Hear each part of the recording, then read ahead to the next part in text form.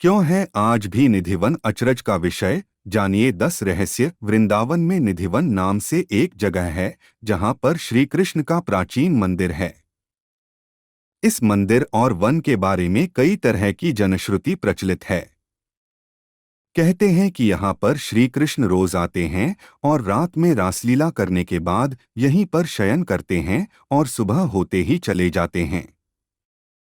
आओ जानते हैं इस अचरज भरी बातों का रहस्य।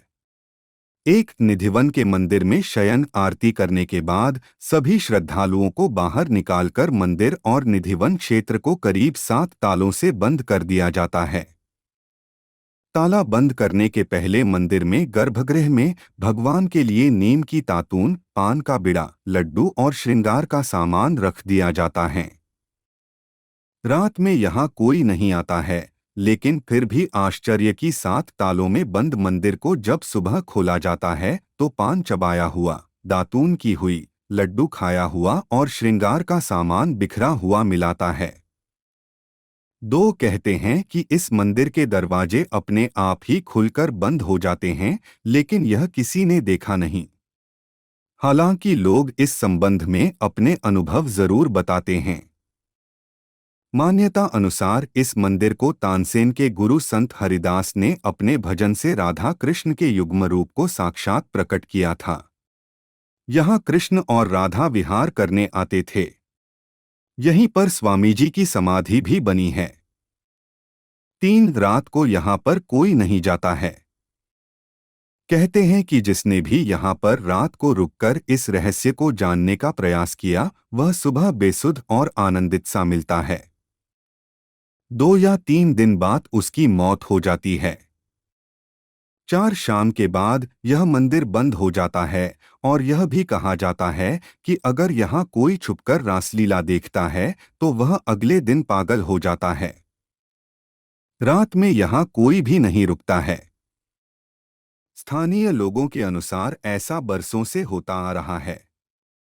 कुछ लोग इसे अंधविश्वास मानते हैं और कुछ लोग इसे श्री कृष्ण का चमत्कार। हालांकि सच क्या है यह तो शोध का विषय ही है। 5 यह भी माना जाता है कि इस मंदिर में भगवान श्री कृष्ण स्वयं रोज रात को खुद शयन करने आते हैं। उनके सोने के लिए मंदिर के पुजारी रोज पलंग लगाते हैं और जिस पर साफ सुथरी गादी एवं बिस्तर के ऊपर चादर बिछाते हैं। पान का बीड़ा, लड्डू और दातून के साथ ही श्रृंगार का सामान रखते हैं।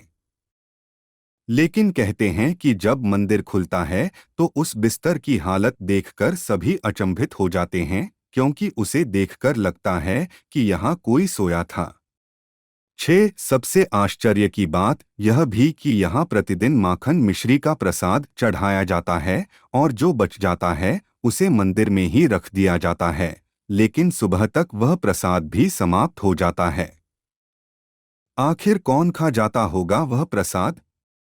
7 जनश्रुति है कि प्रतिदिन मंदिर के अंदर स्थित रंगमहल में कृष्ण राधा का पलंग लगा दिया जाता है और पूरा रंगमहल सजा दिया जाता है तथा राधा जी का श्रृंगार सामान रखकर मंदिर के दरवाजे बंद कर दिए जाते हैं।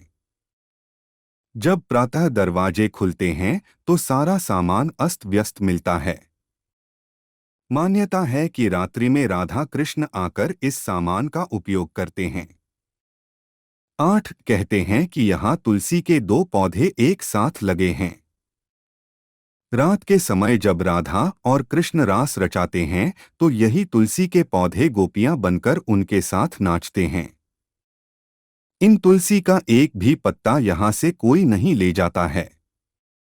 जिसने भी गुपचुप यह कार्य किया वह भारी आपदा का शिकार हो जाता है। 9 इस मंदिर के परिसर में उगने वाले पेड़ भी अजीब है।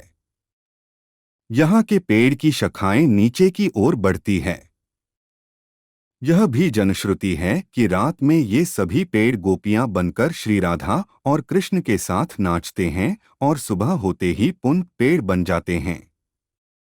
इन सभी पेड़ों को गोपियां ही माना जाता है। श्रीमद् भागवत के 10वें स्कंद में रास पंचाध्यायी में भगवान श्री कृष्ण द्वारा शरद पूर्णिमा को यमुना पुलिन में गोपिकाओं के साथ महारास के बारे में बताया गया है।